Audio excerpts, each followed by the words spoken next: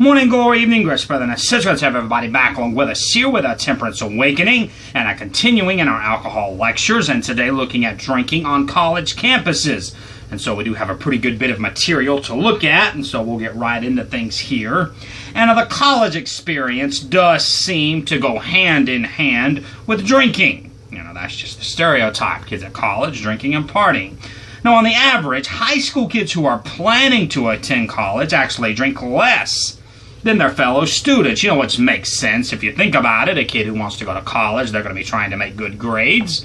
You know, they're more serious about academics and life. And so the numbers actually show that in the high school age group, 24% of kids who plan to attend college drink, whereas 29% of those who do not plan to attend college drink.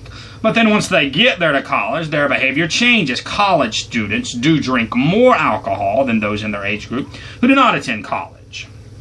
And by the way, these numbers coming from a 2002 study via Monitoring the Future, their Journal of Studies on Alcohol supplement. And the numbers for college kid, and for the college, the 18 to 22-year-old age range, and of college age, 39% of college students drink, whereas that 18 to 22 age group, only 34% of them drink alcohol. And so years ago, college was an elite experience. Only a small number of kids whose families had the means to send them could hope to attend. So kind of like that generation, you know, above me, kind of now that baby boomers age group, you know, senior citizens, people 55 and older. Most of them weren't able to go to college unless they came from a very wealthy family. Then an even smaller number managed to obtain scholarships through hard work and so forth. But today, though, the majority of kids, though, in high school can, you know, go to college. It's now very attainable. It's more affordable. There's more help. You know, there's online college. You know, lots of, you know, no requirement schools where you don't even have to have good grades, just a GED. And so attending college has become part of the experience of growing up for the majority of American youth.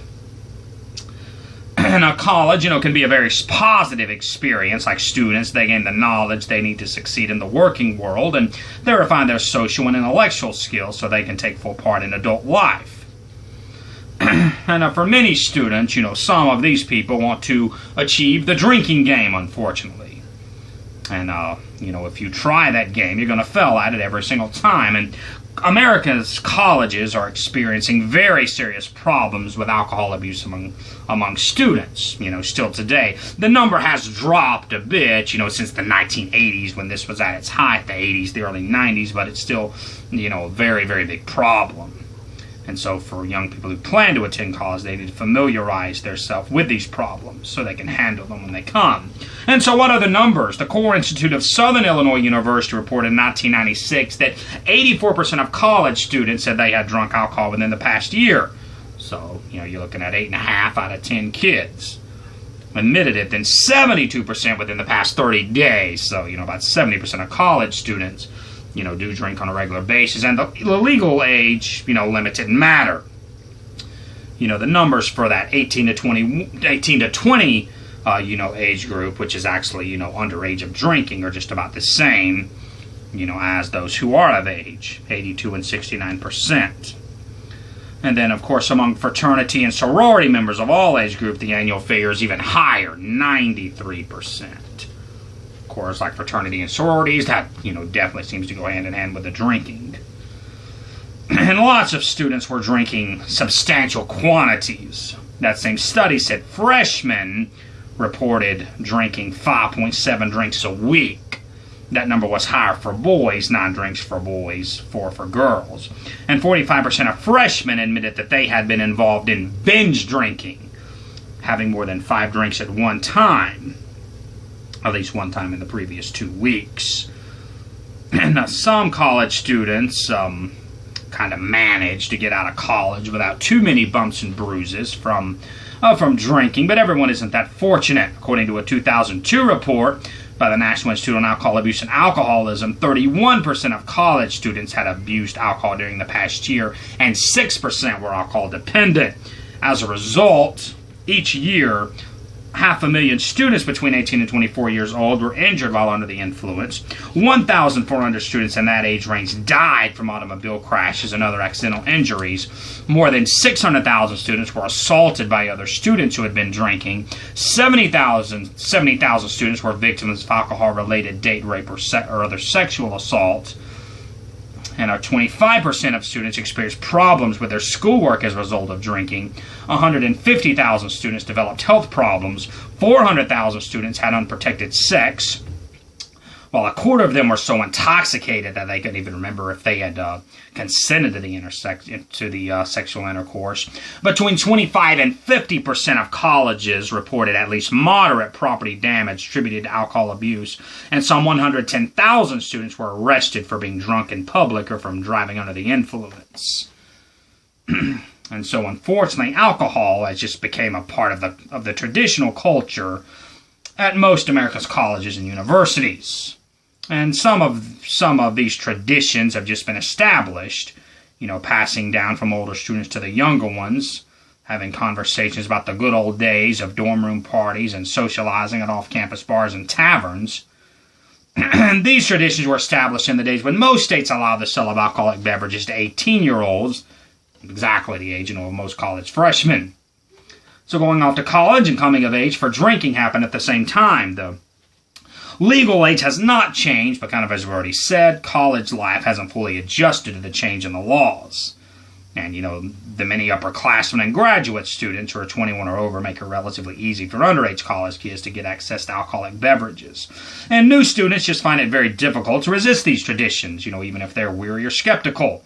Most freshmen feel an exciting sense of freedom whenever they go to college. You had your parents with a close eye on you. You go off, you live on campus, and, you just do what you want to. And see, college faculty members and administrators, they don't have the same role in monitoring student behavior, like as teachers and principals do, in public or, even private high schools. So like the teachers whom freshmen may remember, college professors, lecturers, teaching assistants, etc., they're not going to feel any obligation to keep tabs on the on-campus behavior of their students, let alone their off-campus life. They're paid to teach particular skills or a specialized body of knowledge. They're not expected to help kids, navigate, what they're doing in their college life. And, of course, alcohol has always been part of the culture of fraternities and sororities, drinking games in which students, especially the pledges trying to gain admission, they drink dangerous amount of quantities of alcohol in dangerously short periods of times are very notorious. At some fraternities in the past, no event was complete without a few beer kegs, without empty bottles around. Nobody can keep track of how much anybody had drank. Of course, not every student pledges a sorority or a fraternity, but alcohol has always been associated with, many of the other sectors in college as well. From jocks, student intellectuals, to the faculty.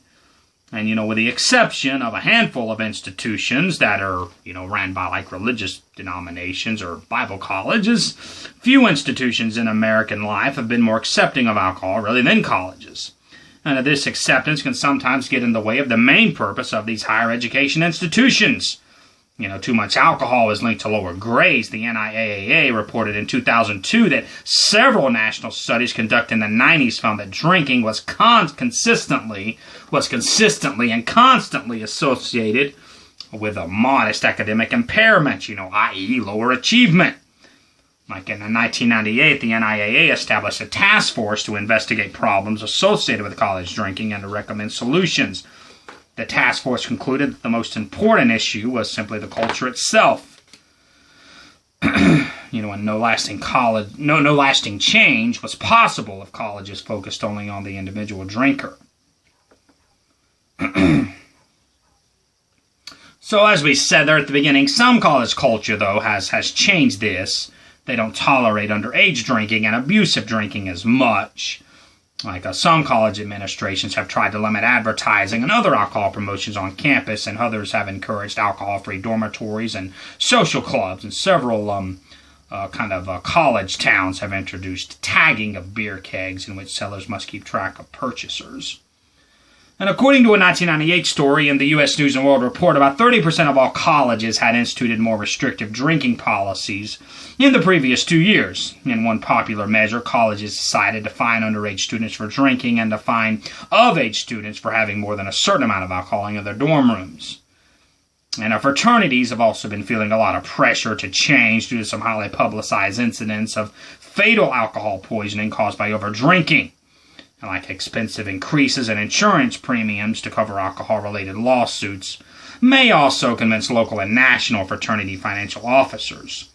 In 1997, the National Fraternity Council recommended that member fraternities set up alcohol-free chapters. And by 2001, 2/3 of all national fraternities had at least one such chapter, and 11 were working hard toward a complete alcohol-free policy. And so these measures are having an impact, as the Core Institute at Southern Illinois University reported in the late 90s that binge drinking had declined by 13% on campuses since 1980, and other studies have shown an increase in the number of students abstaining from alcohol completely. And so some experts believe this news should be publicized more. I do as well, personally. Like in a web article in 2002, sociologist David J. Hansen of the State University of New York wrote that exaggerated reports of binge drinking are dangerous because when young people go off to college falsely thinking that everybody's drinking and binging, they're more likely to drink and to binge in order to conform. And a 1996 study in the Journal of American College Health found that several colleges have had success in reducing problem drinking by simply publicizing the results of student surveys. And, some students who discover that they have been drinking more than most other students find it easier to cut back. Some of them had previously believed that alcohol abuse was just an expected part of college life. And, conformity, doing what everyone else is doing, is sometimes hard to resist. And college students, as a rule, they have a greater disposable income than their counterparts in high school. They're more likely to work, as around 40% of college students have jobs, and money they receive from their parents is likely to come in a bigger sum than what parents would give to a high school kid. And inexpensive alcohol is, readily available. Many off-campus bars provide low-cost promotions to attract students, including cheap or 2-for-1 beer nights when allowed. They often advertise these specials on campus, too. Like the scholarly journal Health and Place reported on a 2002 study of 8 campuses that measure the extent of heavy drinking, i.e. having 5 or more drinks on one occasion, against the density of alcohol outlets near the campus. As common sense suggests, there was a strong correlation between the density, the number of outlets per square mile, and the amount of problem drinking. For students at high bar density colleges with competition driving down the price of a drink, heavy drinking may be the cheapest form of entertainment available. Things like 2-for-1 hours, cheap beer Wednesdays, ladies' night, and other promotions tend to perpetuate the culture of college drinking. And now looking at drinking and risky sex. And the truth is, most young people, we got to know this first, most young people are not, or many, maybe not most now, but still quite a few of them, maybe not the majority, but a lot of them, though, still are not sexually experienced when they enter college. Like almost 40% of 12th graders in the 2001 Youth Risk Behavior Survey had not had a single sexual partner. And those who did engage in sexual intercourse in high school generally only had 1 or 2 partners. But then, as teenagers become young adults, that situation changes. And they're, curious, especially when they go off to college. Like the Morbidity and Mortality Weekly Report of the Centers for Disease Control and Prevention reported in 1997 that 86% of college students had engaged in sexual intercourse at least once, and 68% of them within the 3 months before the survey. So, sexual feelings and behaviors involve a lot of complicated emotions: romantic love, the need for intimacy and affection, trust, fear, shame, and self-respect, just to name a few. And sexual behaviors influenced by powerful physical drives.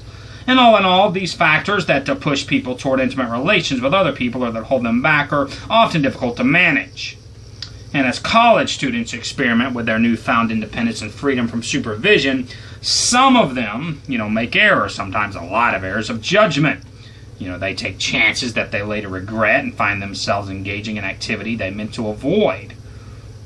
And, you consider the risk involved, both physical and emotional, into being sexually active, it just makes sense to have a clear head, about the matter. Now, of course, sexual intercourse should only be between one man and one woman who are married. But, obviously, at colleges, it's a lot more riskier than that. And, it's just, downright almost deadly. See, sexual behavior is considered risky if it puts another partner at risk of becoming infected with HIV, which is the AIDS virus, or any other sexually transmitted disease, or if it leads to an unwanted pregnancy. Like people in college, unfortunately, they have sex with several different partners, having sex with somebody they don't even know, having unprotected sex with like a high-risk partner, like somebody that's injecting drugs with a needle, or having sex without having sex, while drunk, without being sober. And, that risky sexual behavior is very common on college campuses. The National College Health Risk Behavior Survey found in 1997 that only 4 out of 10 college students always use a condom when they're even having sexual intercourse. A 2002 article in the Journal of Studies on Alcohol analyzed the results of recent scholarly studies on alcohol and risky sexual behavior among college students. The authors found a strong connection between alcohol and risky sex, to no surprise, especially among those who are relatively new to drinking or sex, which is, the case with the majority of freshmen and sophomores in college. The studies couldn't prove that alcohol is the cause of the risky sexual behavior. Other factors, though, include the individual's personality, the college culture, a particular situation that leads students to drink and also engage in risky sex. But even when other factors are taken into account, the article concluded that alcohol, though, is indeed a major cause of undiscriminate behavior. The sudden, unplanned decision to have sex and the choice of unknown or high-risk partners. Like, for example, young men who had multiple partners in the past month rose from 23% to 61% as the number of alcohol-related behaviors increased. For girls, the increase was even greater, from 8 to 48%. And the researchers attribute the connection to 2 main factors: the well-known fact that alcohol weakens one's sense of judgment, and the interesting fact that many people actually expect to behave badly when they get drunk. So in other words, some people just, decide to drink in order to give themselves the excuse to behave, in a way that they know is wrong or dangerous. And now looking at athletics and drinking. So in the minds of many college students, alcohol and athletics also go hand in hand, as we've said, many things seem to do when it comes to college life. Liquor companies, they sponsor collegiate athletic events, tailgate parties. Tailgate parties are notorious for consuming large amounts of beer, and college jocks have a reputation for drinking. The notion may be a bit exaggerated, but not by a whole lot. According to the Core Institute of Southern Illinois University's 1996 report, 88% of the athletes drink at least once a year, as compared with 82% of the general student population. And heavy drinking is more of a problem, though, according to college alcohol expert Henry Wechsler. More than half of male athletes and close to half of the female athletes engage in binge drinking. In recent years, college athletic departments have instituted major anti-alcohol and anti-drug programs. And they've tried to break the connection, between sports and alcohol. Like in 2001, the NCAA surveyed its member institutions about their alcohol policies and programs. More than 500 schools replied, and the results seemed encouraging. 66% had instituted alcohol and drug education programs for athletes, and 26% for staff. Nearly half had mandatory random drug and alcohol tests. Athletes testing positive face suspension or removal from their teams. And this survey also showed improvement in the advertising situation also. 82% of the colleges reported that they didn't allow alcohol ads on sport arena signs. 77% kept them out of the game programs. It's something we kind of already looked at a little bit here, but looking at it a little further, alcohol and sexual violence. And sexual violence takes place when one person forces another person to engage in sexual activity. Many types of sexual violence are no more common at colleges than anywhere else, but acquaintance rape and date rape have, became a major concern on college campuses, like back in the early 90s, on campuses across the United States, at least. And the vast majority of rapes committed on college campuses, more than 8 out of 10, the attacker is somebody the victim knows, an acquaintance. In most cases, the crime occurs in a social setting, usually on a date. Like, as we said, what's called date rape.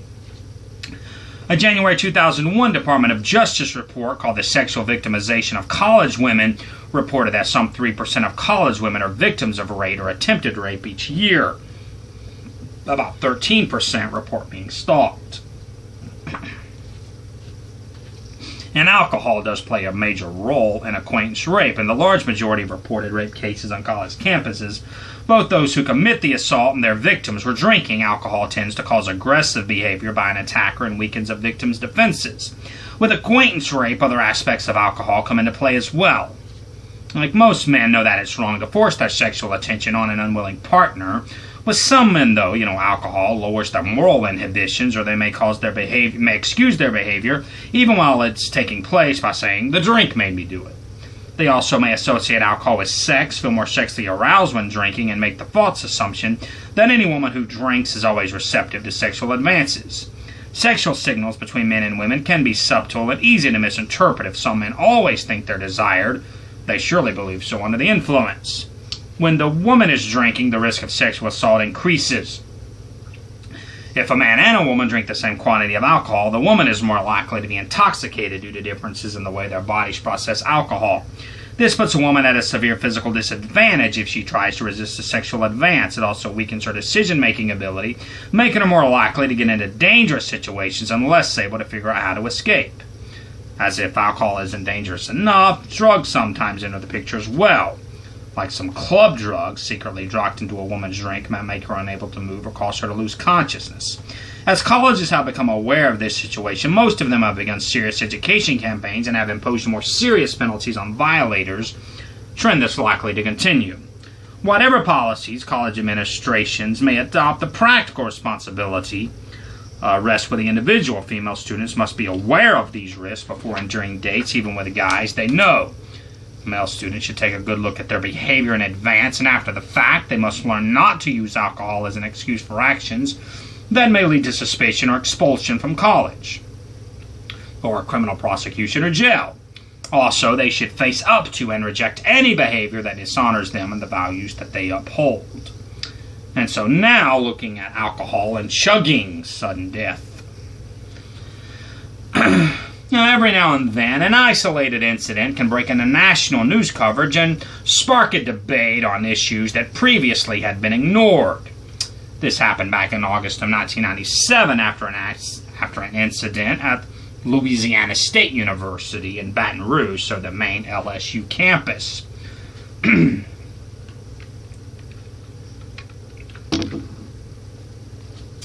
A group of fraternity pledges went with their frat brothers to a nearby bar where they drank a concoction of rum, whiskey, and liquor. They even had to be carried out and driven home. They were so drunk when the campus police arrived at the frat house. They found more than 20 young men passed out. 4 were taken to the hospital, where one of them, with an astonishing blood alcohol level of 0.588, died of alcohol poisoning. Not a big surprise that the young man passed away with a .588 BAL.